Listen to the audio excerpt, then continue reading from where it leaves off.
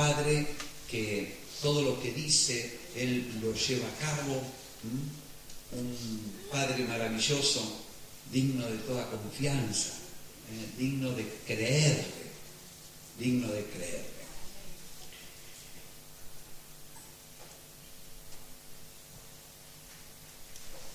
Vamos a leer Mateo capítulo 17 y vamos a empezar por el verso 14.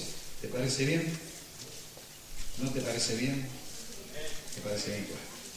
Dice, cuando llegaron al gentío, vino a Jesús un hombre que se arrodilló delante de él diciendo, Señor, ten misericordia de mi hijo, que es lunático y padece muchísimo, porque muchas veces cae en el fuego y muchas en el agua.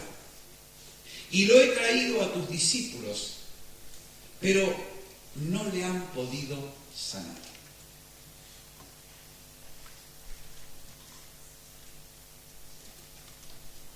¿Cuántos alguna vez nos hemos sentido que no hemos podido hacer algo que tendríamos que haber podido hacerlo? ¿Alguno le ha pasado esto? Levante la mano. Yo levanto los pies también. No le han podido sanar.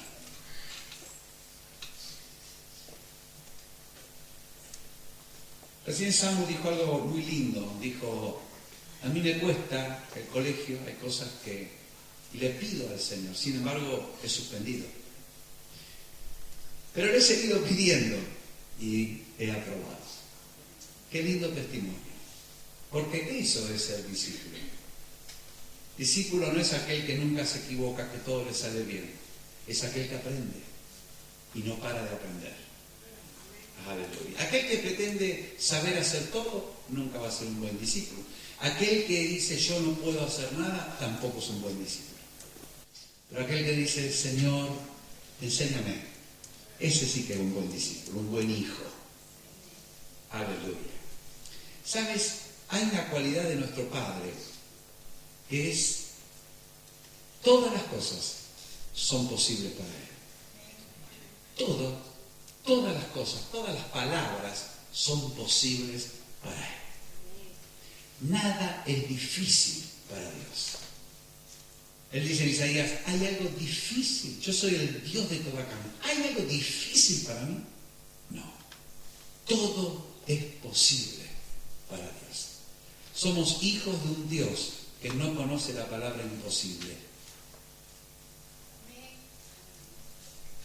Así que si tú y yo conocemos la palabra imposible, no viene de parte de Dios, viene por nuestra naturaleza, viene por nuestra historia, viene por nuestra experiencia, viene por nosotros mismos, viene por nuestra capacidad, viene, pero no viene exactamente de Dios. Y hoy quiero hablarte cómo el Señor nos enseña a que nada te sea imposible. ¿Tienes ganas de aprenderlo? ¿De verdad tiene ganas? Es gratis. La Biblia dice que cuando Jesús descendió del monte de la transfiguración, ahí su rostro resplandeció como el sol de mediodía, sus vestiduras fueron blancas como ningún lavador de la tierra podía hacerla, y descendió allí con 3 de sus discípulos, y cuando desciende encuentra un gentío. Dice que ese gentío era una gran multitud y que la gran multitud, dice Marcos 9:14, estaban alrededor de los discípulos. Dice que el gentío, cuando vio a Jesús, se sorprendió, se espantó. Algunos piensan que todavía Jesús les resplandecía la cara. Algo había que a la gente, y dice que por un momento la gente dejó de discutir y fueron donde estaba Jesús y le saludaron. Y dice que la gente que va a saludarle, hay un hombre que se arrodilla delante de él. Hay un hombre que se arrodilla, se postra y le dice, Señor, ten misericordia de mi hijo. Señor, yo tengo un hijo, es lunático y padece muchísimo. Se cae, a veces en el fuego, a veces en el agua. Su vida constantemente corre peligro.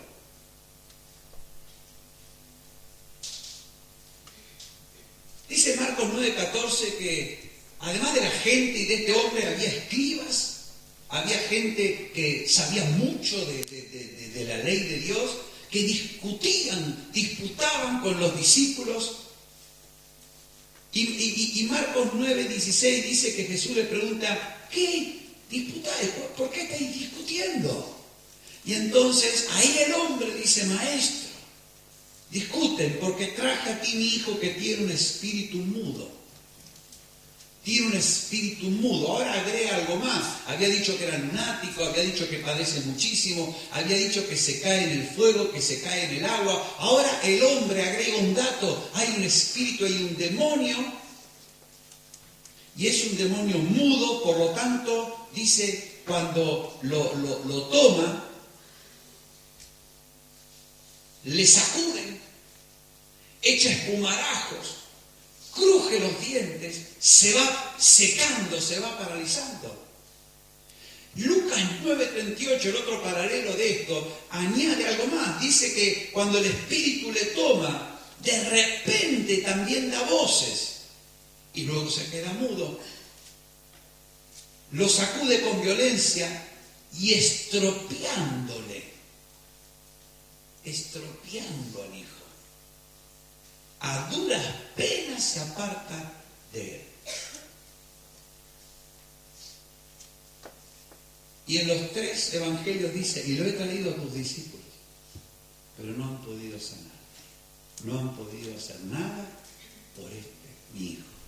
Y ese era el origen de la disputa. Los escribas estaban allí, los religiosos estaban ahí y empezaron a discutir con los discípulos. Oye, tú no vas con el nazareno, sí, ¿y por qué no pudiste sanarlo? Para colmo, esto aparece en Lucas 9:38 y en Lucas 9:1 dice que Jesús le había dado poder y autoridad a los discípulos para echar fuera demonios y sanar enfermos. Y los había enviado a predicar el Evangelio. Y los discípulos, luego dice Lucas, vuelven contentos diciendo, Señor, hasta los demonios se nos sujetan en tu nombre. Esto aparece en Lucas 9:1. Pero en Lucas 9:38 dice, no han podido sanarlo. ¿Cómo se sentirían los discípulos? Habían ido a aldeas, habían ido a pueblos, habían predicado el reino de Dios, habían sanado enfermos, habían visto cómo los demonios se sujetaban. Jesús, cuando los recibe, les va a decir, yo veía a Satanás caer del cielo como un rayo, pero no regocijéis que los demonios se sujeten. Más bien, poneros contentos de que vuestro nombre está escrito en el libro de la vida. Y ahora de golpe, viene uno, trae un chaval y no pueden contra él. ¿Cuántos discípulos eran? 9. 3 habían ido con Jesús al monte, así que 9 no habían podido con él. Y la multitud se juntó a mirar. Y encima vienen los escribas y empiezan a meter leña, caña, a discutir. Y en esa discusión posiblemente el nombre de Jesús estaba complicado. Sí, mucho Jesús, pero a este chico está peor que antes. ¿Cómo no era que ustedes fueron y echaron fuera demonios en la aldea tal y en la aldea cual? ¿Y ahora? Bueno, no sabemos qué estaban diciendo los discípulos tampoco. ¿Qué dirían? ¿Qué cara pondrían? Sin embargo, este hombre, el padre del niño, se postra ante Jesús. Y dice, Señor, ten misericordia de mí. Ten misericordia de mí. Mi hijo es lunático. ¿Sabes? El diccionario dice que el lunático es el que padece locura, no continua, sino por intervalos. lunático es el que padece locura, no continua, sino por intervalos, y suele tener crisis que son violentas y acompañadas de convulsiones. La palabra para lunático no es la misma palabra que se usa para endemoniado, no es un sinónimo. La palabra que se usa para lunático dice que es una enfermedad.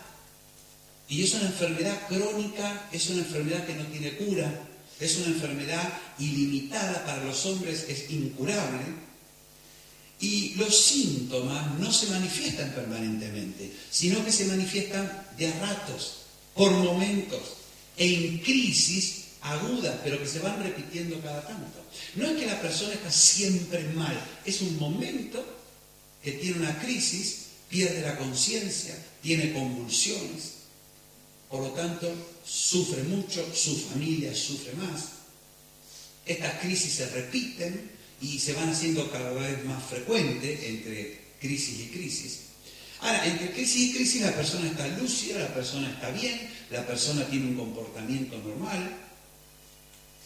A veces lo que ocurre es que como estos cuadros son muy parecidos a la epilepsia, tienen que medicarlo y a veces como tienen síndrome de locura hay que medicarlo, entonces la medicación le va entorpeciendo facultades intelectuales, facultades motoras, y la persona puede estar, por esas drogas que tienen que darle, un poco limitada.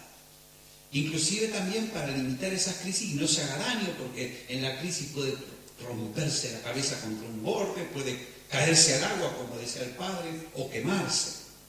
Sin embargo, dice en Mateo 4:24 que cuando Jesús recorría todos los pueblos, las sinagogas de Galilea, dice, le traían todos los que tenían dolencias, los afligidos por diversas enfermedades y tormentos, le traían a los endemoniados y le traían a los lunáticos y le traían a los paralíticos y los sanó. Fíjense que dice que le traían a los afligidos diferentes dolencias y en esas dolencias mencionan algunas, dice endemoniado una, lunáticos otra, paralíticos otra y los sanó. Así que un lunático no es lo mismo que un endemoniado. No es lo mismo que un endemoniado. Hay una diferencia, pero lo bueno es que Jesús los sanaba a los dos. Los sanaba a todos. Por eso llevaban. Este hombre cuando viene a Jesús sabía lo que estaba haciendo. Sabía que Jesús había sanado a otros que estaban como su hijo. Había oído. Y entonces viene corriendo a Jesús. Tal vez la diferencia que podemos hacer entre endemoniado y lunático es que el endemoniado tiene la opresión o la morada de un demonio en él permanente que le produce diferentes síntomas que afecta su vida de diferente manera, pero constantemente está bajo la posesión de ese espíritu inmundo. En cambio, el lunático, el demonio entra y el demonio sale. No es que está siempre ahí. Y el problema es cuando entra. El problema es cuando lo toma. El padre dice, lo toma un espíritu. Y entonces ahí sí, lo sacude, lo estropea, lo paraliza, lo va dejando seco, le hace crujir los dientes, intenta matarlo, intenta desgarrarlo, dice la palabra griega. Lo hace en ciertos lugares, el padre dice, donde quiera que lo tomas, que había lugares, y lo hace muchas veces. Entonces, cuando alguien quiere ayudar a un lunático, suele tener problemas. ¿Por qué? Porque cuando quieren echar fuera al espíritu inmundo, el espíritu inmundo no está. Se fue. Entonces, por más que lo reprenden, ¿no? Hay que agarrarlo cuando está. Porque cuando no está, la persona está tranquila. Está aparentemente sano. Y eso confunde mucho a los que quieren liberar a una persona que tiene esta dolencia. Claro que en el momento de la crisis también es difícil ayudarlo, porque como lo enmudece, lo paraliza, la persona pierde capacidad de comunicación. Es difícil predicarle a Jesús a una persona que ni te oye ni puede hablar. Entonces se vuelve complicado. Bien, esto no es una charla de liberación, aunque en la Escuela de Vida Cristiana están viendo el tema de cómo echar fuera demonios, y están aprendiendo mucho. Ahora, hermanos, dijimos que Dios es el Dios para el que todo es posible. Y es el Dios que nos promete, por medio de Jesús, que nada nos será imposible. Y hemos dicho que queremos aprender. ¿Cómo es que nada te va a ser imposible? Bueno, a los discípulos le trajeron algo imposible de arreglar. Algo que ellos, a pesar de que ya habían echado demonios, no podían con este. Pero este hombre hizo algo mucho más interesante. Este hombre fue a Jesús.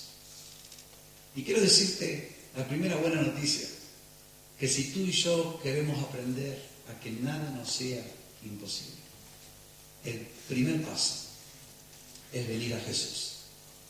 Es venir a Jesús. Es venir a Jesús. Mira, uno puede venir a un culto y no venir a Jesús. Uno puede orar y no orar a Jesús. Uno puede orar y entusiasmarse con la propia cantinela, pero no hablar con... Uno puede cantar y alabar y sentir unas emociones maravillosas, pero no alabar a Jesús.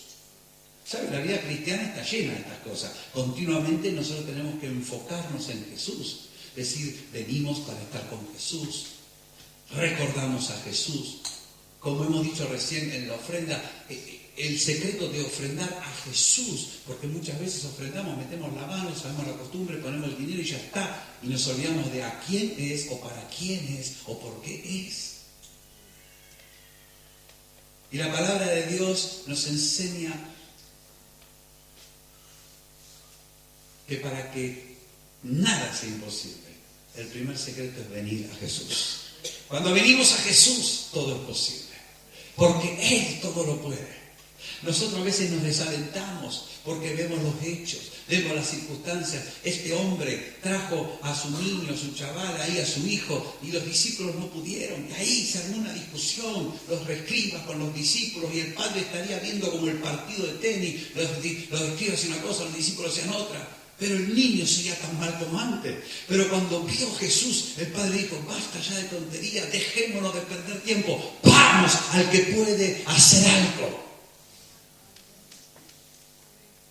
Hermano, hermana, tenemos que ir al único que puede hacer algo de verdad. Tenemos que ir a Jesús.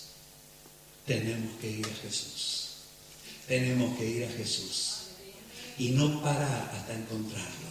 Había una multitud, estaban los discípulos. El padre dijo, mira, fuera la multitud, fuera los discípulos, yo quiero a Jesús. Este hombre sabía lo que necesitaba. Este hombre sabía a quién ir. Y quiero decirte que en estos días, en estos tiempos, examinemos nuestra vida un poquito y preguntémonos, ¿estoy yo acudiendo a Jesús cada día? ¿Estoy acudiendo a Jesús cada día? Cuando tengo un problema, ¿acudo a Jesús? Y tal vez descubramos que no estamos acudiendo a Jesús, que si tenemos un problema, vamos para otro lado. Pero la palabra de Dios dice, ven a Jesús. Si quieres aprender a que nada te sea imposible, ven a Jesús. Cuando vayas a un culto, ven a Jesús. Cuando te reúnas a orar, ven a Jesús. Cuando cantes, ven a Jesús. Cuando comas.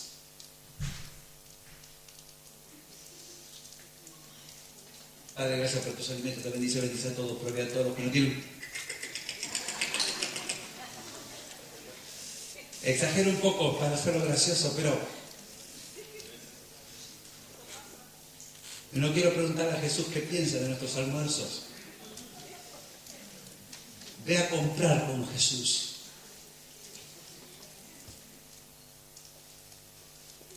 ¿A Jesús? No, pero yo soy creyente evangélico, fantástico. Pero hay que ir a Jesús. Hay que acudir a Él. Es que lo busco y no lo encuentro. Pues sigue buscándolo. Es que le oro y no siento nada. No es cuestión de sentir nada, es cuestión de encontrarlo a Él. El Padre se tiró de rodillas, el Padre se olvidó de todo. Le dijo, Señor, ten misericordia de mí, ten misericordia de mi hijo. Parece muchísimo, es lunático, él sufre, el diablo lo toma como un juguete. Lo traje a tus discípulos, bueno, no pudieron, pero Señor, ten misericordia. A veces nosotros vamos, uy Señor, pero fui a este, y fui al otro, y fui al de más allá, y le contamos al Señor una serie de informaciones como si Él no supiera lo que pasa. Y el Señor dice, pero ¿qué quieres que te haga? Cuéntame lo que tú vienes a pedirme a mí. Y le contamos la historia de nuestra vida, le contamos nuestros sufrimientos, le contamos las injusticias que han cometido con nosotros. Y Jesús dice, pero ¿qué quieres tú que yo te haga a ti? ¿Qué vienes a buscar? ¿A quién estás buscando? ¿Sabes? La primera verdad es que necesitamos venir a Jesús. Nada nos es imposible porque hemos acudido a Jesús. A Jesús. A Jesús. A Jesús. Hemos hablado cara a cara con Él. Me gusta que este no era una madre. Me gusta que este era el padre. ¡Qué bueno que fue el varón el que tomó la iniciativa! ¡Qué bueno que fue el papá que le dijo, hijo, yo no puedo hacer nada por ti, pero conozco al que puede hacer algo por ti? Y no voy a parar hasta encontrarlo. No voy a parar hasta que me dé una cita. ¡Qué maravilloso! Esto es lo que un papá tiene que hacer. Esto es lo que una mamá también tiene que hacer. Pero me gusta que sea el hombre acá, que sea el varón. Ahora, dice Mateo 17:17, que Jesús respondió. ¿Y qué responde Jesús en Mateo 17:17? ¡Oh! ¡Cuán grande es tu fe! ¿Qué dice? Generación incrédula y perversa. ¿Hasta cuándo he de estar con vosotros? ¿Hasta cuándo os he de soportar, Padre? Tráemelo acá. Tráemelo a mí. La respuesta de Jesús a toda esa situación, al Padre, a los discípulos, a la multitud y a los escribas, es generación incrédula, perversa. ¿Hasta cuándo he de estar con vosotros? ¿Hasta cuándo os he de soportar? Y sabes que Jesús dijo que ahí había una generación. ¿Qué es una generación? Es gente que comparte una misma época, gente que desciende de unos antepasados comunes, gente que tiene una misma raíz, gente que están cortados por la misma tijera, gente que tienen un mismo molde. Eso es una generación. Gente que es producto de otra gente, por eso es una generación. ¿Estamos de acuerdo? Y Jesús le puso 4 adjetivos a la generación. El primero, incrédulos. Incrédulos. El término griego es apistos. No pisto manchego, apisto. Significa sin fe. A es sin, pistos es fe. Una generación sin fe. Una generación indigna de confianza. Una generación en la que no se puede confiar. Incrédulo significa eso, sin fe, sin ser digno de confianza. Una generación infiel. Hermanos, hermanas, cuando le traen a Jesús a este caso que nadie podía resolver, lo primero que dice Jesús, aquí hay una generación que es incrédula, no tiene fe, no tiene fe en Dios, no le cree a Dios. Pero no se quedó ahí el Señor, le añadió, le dijo, perversa. ¿Sabe lo que significa perversa? Significa distorsionar, torcer. Una generación torcida, una generación distorsionada, una generación que se ha dado vuelta, una generación que ha girado sobre su eje y ha ido para otro lado. Perversa. Una generación, no una persona, una familia, un grupo, una ciudad. Toda esa generación, el mismo molde. una generación corrompida, una generación trastornada, una generación apartada de Dios. Y además dijo el Señor como si fuera poco, ¿hasta cuándo os he de soportar? Dice, y soportar significa sostener arriba algo. Soportar significa mantener algo arriba en contra de. Significa sostenerse uno mismo en contra de algo. Y Jesús lo que le dice, sois una generación que yo estoy soportando arriba, que estoy manteniendo, luchando contra la corriente de ustedes, porque son incrédulos, porque están torcidos, porque se han desviado, porque están distorsionados, y me están resultando insoportables. Y por eso digo, ¿hasta cuándo he de estar con nosotros? En otras palabras, me dan ganas de irme a otra galaxia. Así era la generación. Voy a tomar con licencia eclesiástica la historia que me contó una persona de la congregación. No voy a decir su nombre, ni te voy a dar indicios, pero algo pasó. Esta persona me contó que cuando era de corta edad, tenía sueños y en esos sueños soñaba con gente que no conocía y que le pasaban cosas y luego veía a esas personas en la vida real y pasaban esas cosas que la persona soñaba. Lo comprobó y cuando lo comprobó no quería dormir. Empezó a tener miedo a dormir y a descansar porque si no quiero soñar cosas que luego le pasa a la gente y generalmente cosas malas, no cosas buenas.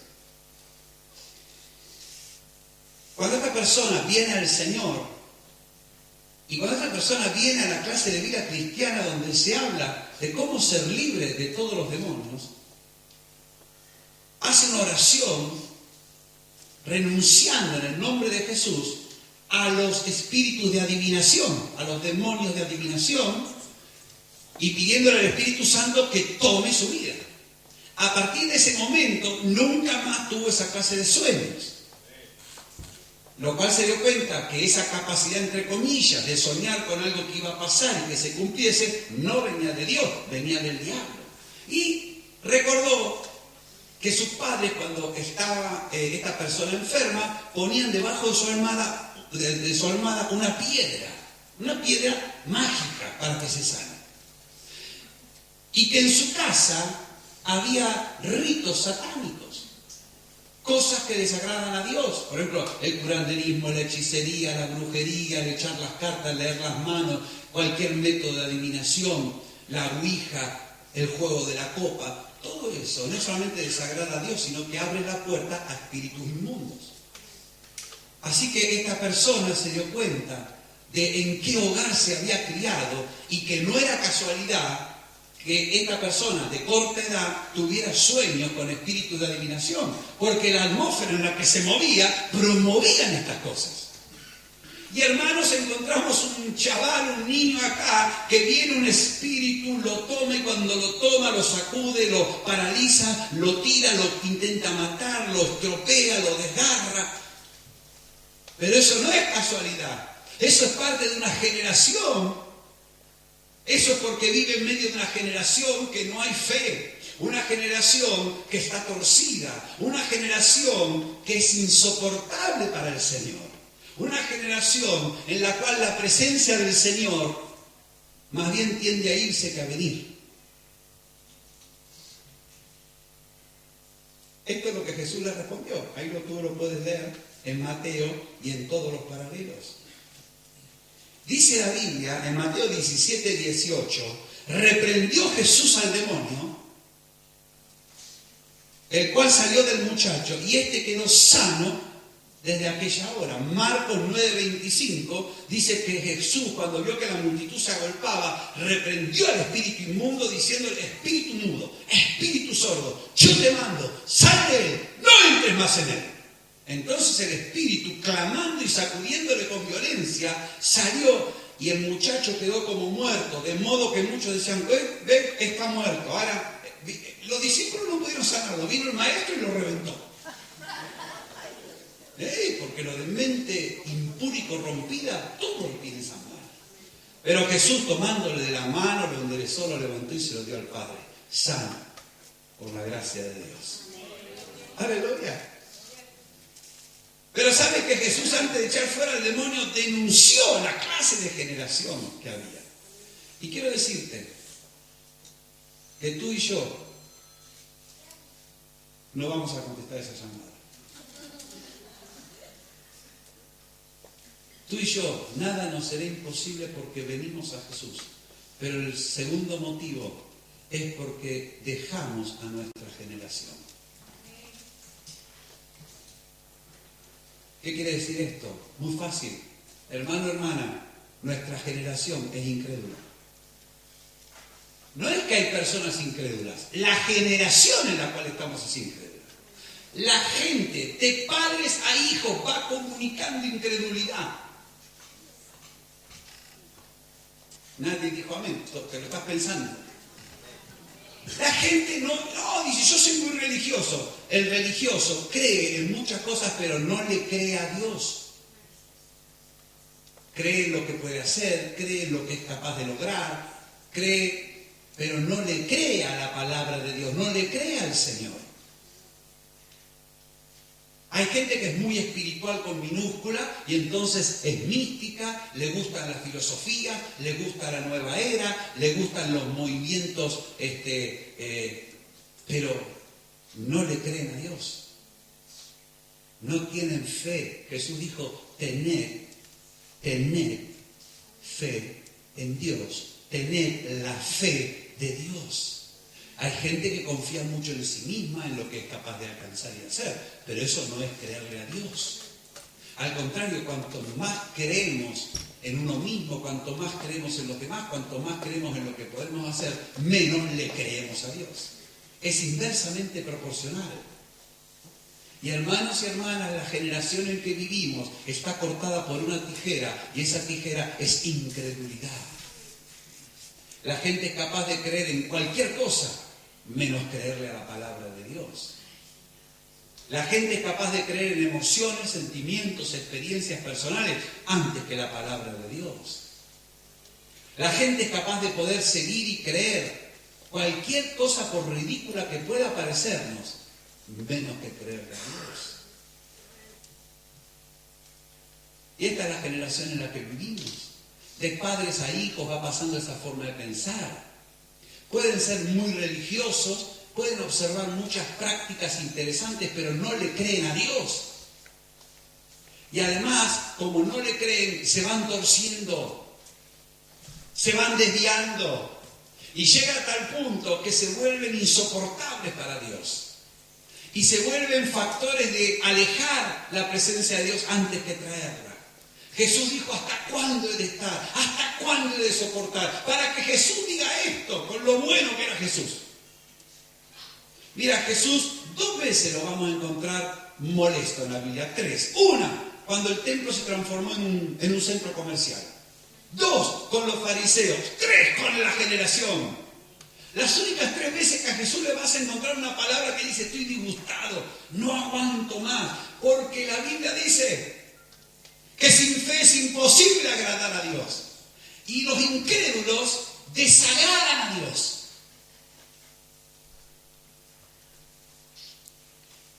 El creyente agrada a Dios. El incrédulo repele a Dios.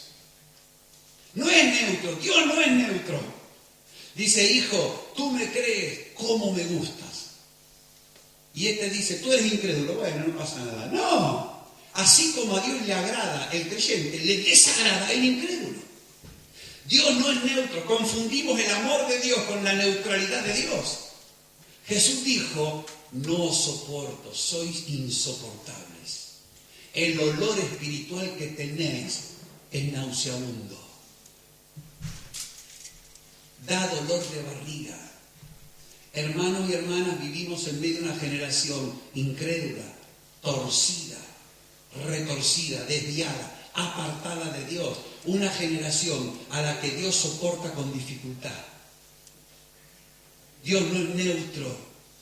Nosotros decimos, Dios amó al mundo, y es cierto. Dio su vida por el mundo, pero no significa que aprueba al mundo. No significa que cuando Dios ve lo que la gente hace, dice, bueno, mira, sí, son incrédulos, blasfeman de mí todo el día, transgreden mi ley continuamente, hacen injusticia, maldades de todo tipo, invocan mi nombre para hacer lo que mejor les parece. Bueno, me da lo mismo. ¡No! A Jesús no le dio lo mismo. Y Jesús, antes de echar fuera ese espíritu inmundo, que no solamente entró por el niño, porque ¿qué pecado puede tener un niño? Cuando le pregunta al padre, ¿desde cuándo le pasa eso? El padre dice, desde niño. Ahora cuéntame qué pecado puede tener un niño, qué maldad puede haber hecho un niño para que un demonio entre y salga como Pancho por su casa. Eso estaba en la familia, eso estaba en la sociedad. Los padres cometen pecados horribles y después se sorprenden de que los hijos hagan locura. ¿Cómo mi niño está consumiendo cocaína? No lo entiendo. Pero si te has pasado tu vida ofendiendo a Dios, si te has pasado tu vida abriéndole puertas al diablo en tu casa de todos los colores, si has adulterado, has mentido, has robado, has maltratado a quien pudiste maltratar, tú le has abierto la puerta a Satanás en tu casa, has sido a curanderos, brujos y hechiceros, has presentado a tu criatura ante un ídolo, lo has dedicado a él, y ahora te sorprende, ¿por qué mi niño? ¿Cómo es que el diablo pudo hacer esto en mi casa? Es una generación, hermanos. Y tú y yo como discípulos tenemos que cortar con esa generación. Hay que cortar. Ser salvos, le dijo Pedro, Hechos 2:40, sed salvos de esta perversa generación. ¿Qué haremos? Le dijeron. ¿Qué haremos? Cuando Pedro predicó en Pentecostés. Sean salvos de esta perversa generación. Huyan de Babilonia. Dejen el molde de este mundo. Transfórmense. No se conformen a este mundo, hermanos y hermanas. Es horrible cuando un creyente quiere adoptar formas de este mundo. Es horrible cuando toma por bueno lo que no es bueno y por sublime lo que para Dios es inmundo. Habiendo sido rescatados de la corriente de este mundo, vamos a volver a enredarnos.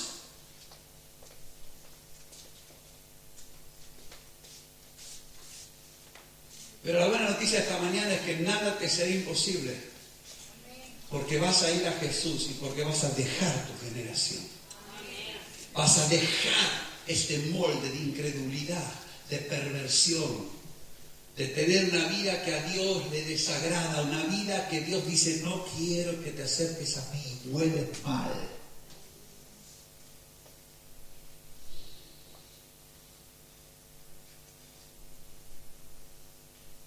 ¿Sabes que en medio de esto, Marcos 9:23,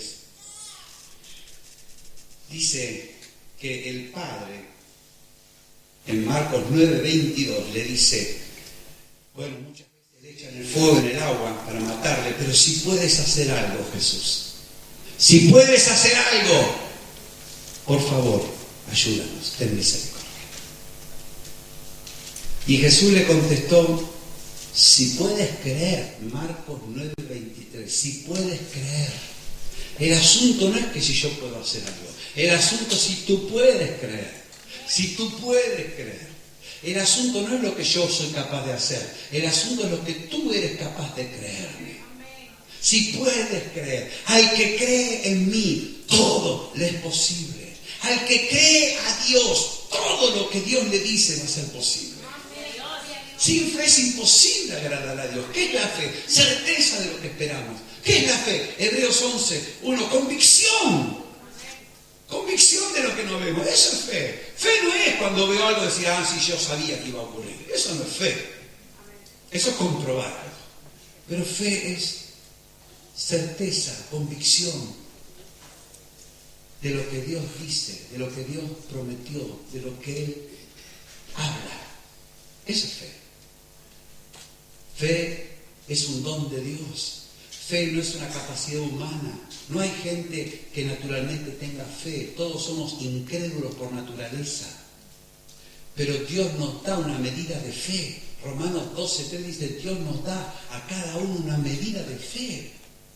Gálatas capítulo 5 dice que el fruto del Espíritu Santo es fe. Romanos capítulo 12 dice que hay un don del Espíritu Santo que es fe. Romanos 10:17 dice que la fe es por el oír y el oír es por una palabra rema y específica de Dios.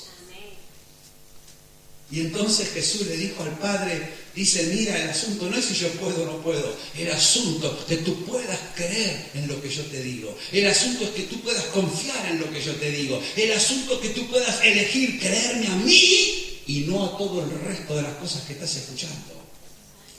Y entonces el Padre inmediatamente grita y dice, creo, ayuda a mi incredulidad. Y qué honesto este padre, porque reconoció que él tenía incredulidad. Él reconoció que tenía incredulidad. La culpa no era toda de los discípulos que no pudieron echarlo afuera. El padre también era incrédulo. Y este hombre reconoció su falta de fe. Y hermano, esto es importantísimo. Porque si tú y yo queremos recibir fe, lo primero que tenemos que ser sinceros en admitir que no la tenemos. No hay nada peor que hacerse el creyente. Es como cuando tú sabes que alguien está muy mal del dinero y le dices, oye, me gustaría ayudarte. No, yo no necesito nada. Vale. ¿Qué va a hacer? Y a veces somos así. Nos hacemos los creyentes. Nos hacemos lo que tenemos. No queremos admitir nuestras incredulidades. Podemos tener fe en un montón de cosas, pero en algunas cosas no tener la más mínima porción de fe. La fe es algo definido, la fe es algo concreto. La fe es algo tan concreto como lo que tú esperas recibir. Que el Señor me diga a mí que me va a dar 10 cosas, no puedo presumir que me va a dar la número 11. Y a veces los creyentes decimos, bueno, si Dios me dio la 1, la 2, la 10, seguro que me dará 11. Y no es así, no funciona así. Eso es presunción, eso no es fe. Vamos a Dios que yo sé que Él te lo va a dar, pero ¿quién lo dijo? Lo digo yo. ¿Y quién eres tú?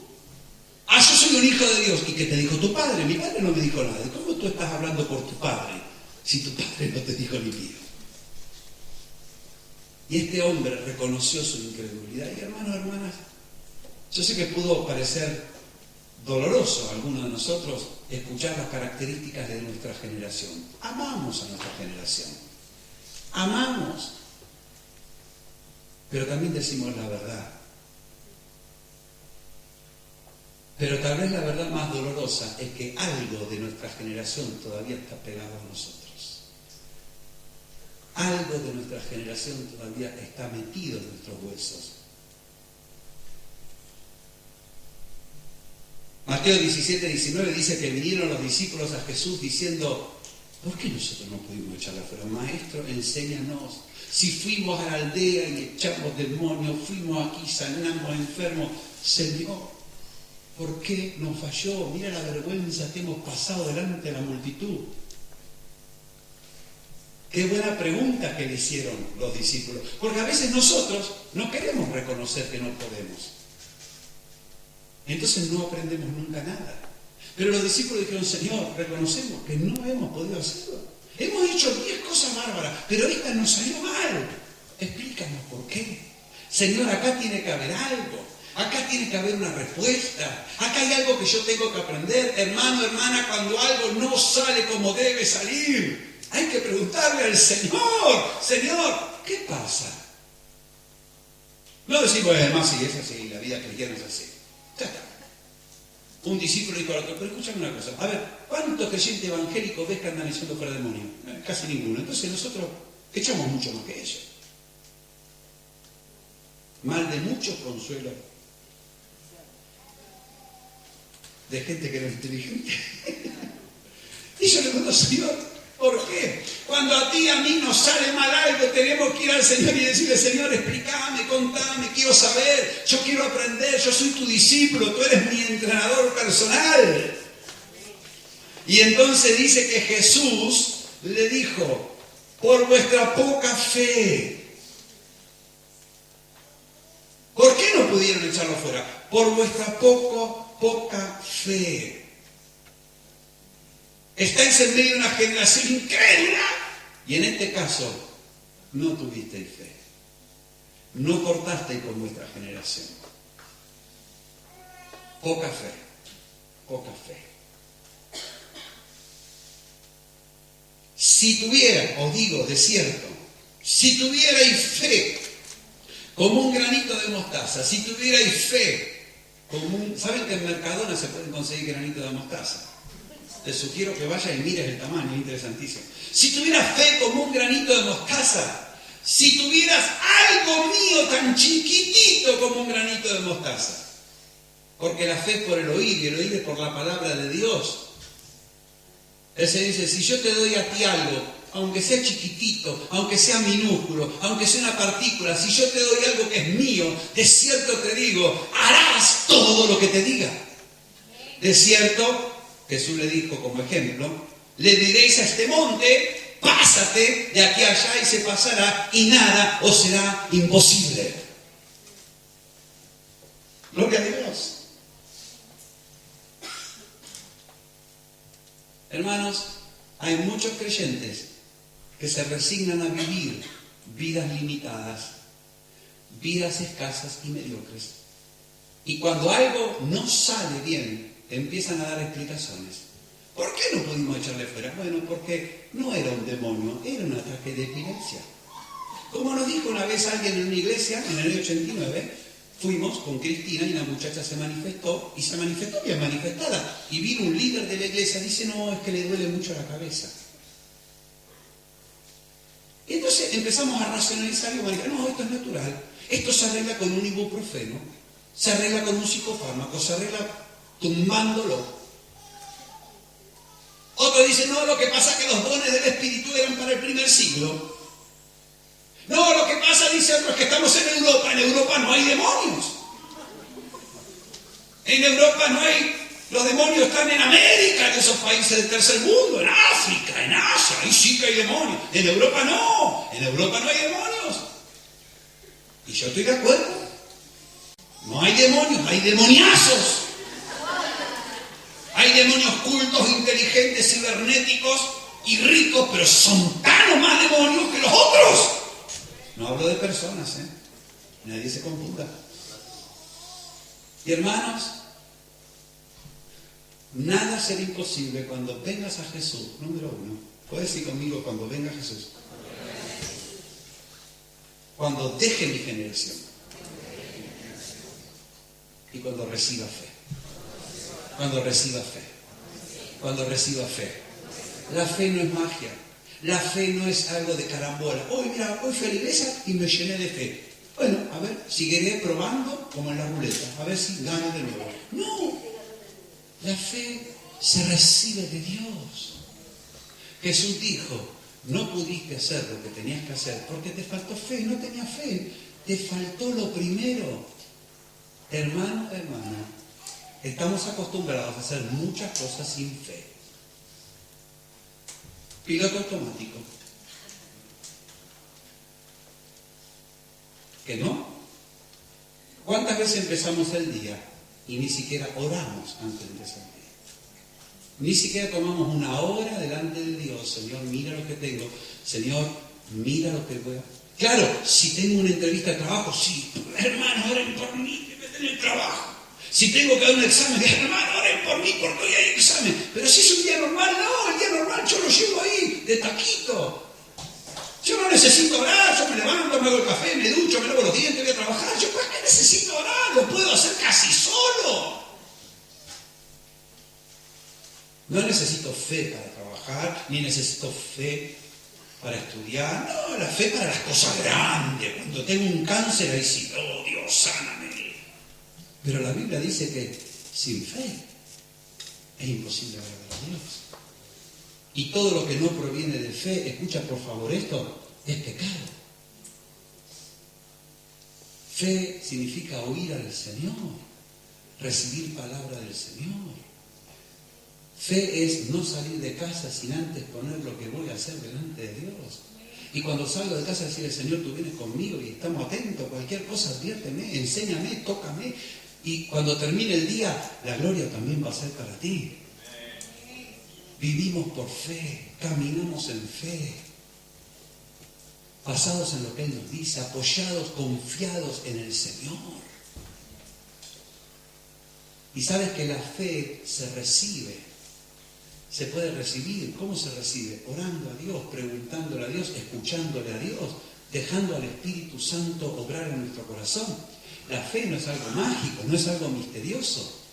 ¿Cuántas veces tú has ido a la presencia del Señor ahí con un montón de problemas, de dudas, y al orar el Señor te habló, al abrir la Biblia Dios te habló y saliste con una convicción de algo de parte de Dios? ¿Cuántas veces te pasó?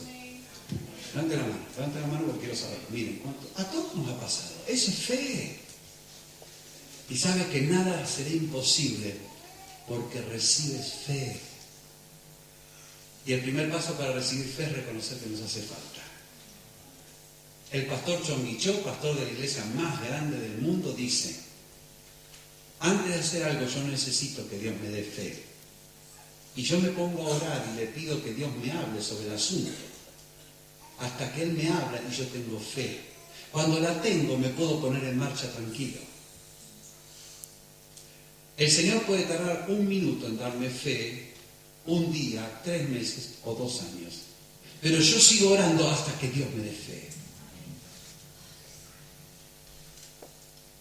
Cuento un testimonio muy lindo. Y dice que un día la iglesia estaba en construcción y tenían que hacer frente a un pago de mucho dinero. Pero no había dinero, los hermanos ya habían dado todo lo que podían dar, ya había habido ofrenda y faltaba dinero. Entonces se metió a buscar de Dios y empezó a orar y orar. Y se parecía un león enjaulado, orando y orando, buscando de Dios, buscando de Dios, buscando de Dios. Era viernes, había que hacer el pago ese día, los bancos cerraban. Y se acercaba la hora y el dinero no estaba.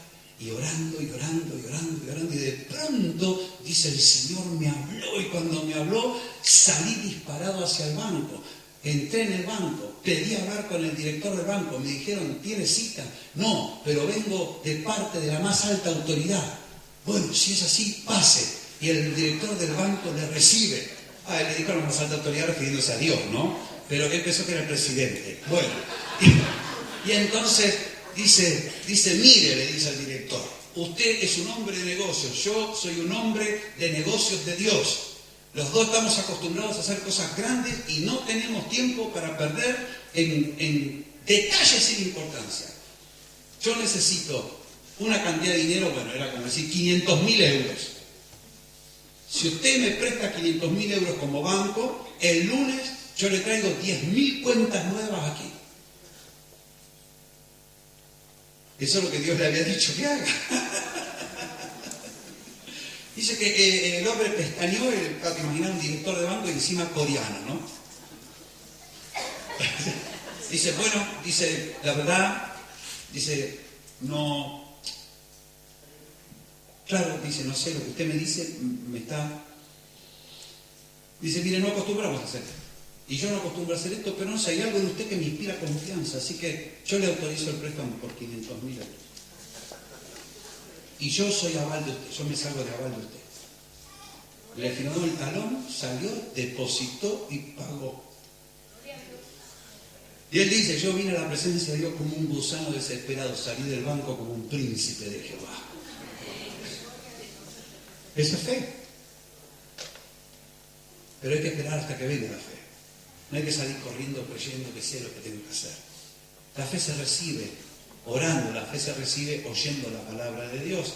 La fe se recibe disponiéndose a obedecer. La fe se recibe dispuestos a darle la gloria al Señor. ¿Sabes? Jesús le dijo, basta que te dé una fe tan pequeñita como un grano de mostaza, suficiente para mover montes enteros. Si viene de mí, todo es posible. Vale la pena, hermanos, esperar hasta que Dios nos hable. Vale la pena esperar hasta que Dios nos confirme. Vale la pena esperar hasta que Dios nos dé fe real, no presunción. No, yo creo que sí, yo creo que al Señor le gusta lo que hago, y yo me mando, y que sea lo que Dios quiera. No, vale la pena esperar pacientemente a Dios y cuando uno tiene la fe, ponerse en marcha, todo será posible. Yo quiero darte la buena noticia que tal vez, como los discípulos, hayamos fracasado. Hemos intentado hacer las cosas que Dios quería que hagamos y nos han salido mal.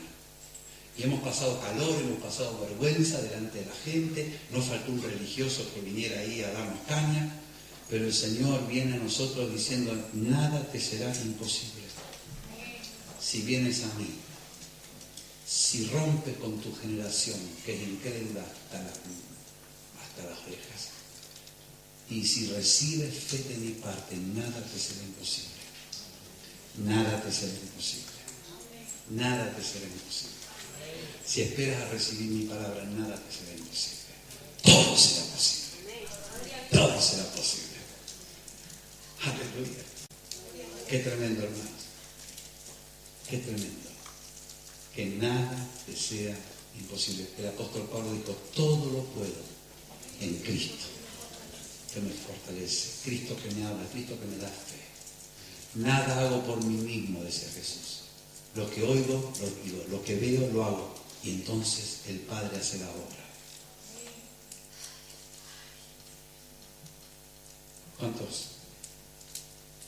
¿Cuántos queremos aprender a vivir de esta manera? ¿Qué te parece si nos ponemos en pie por un momento y le decimos, Señor, quiero aprender? Pídele al Señor que te enseñe. Ahora no mires, no hables, ya estamos terminando, pero ahora dile, Señor, yo quiero aprender a recibir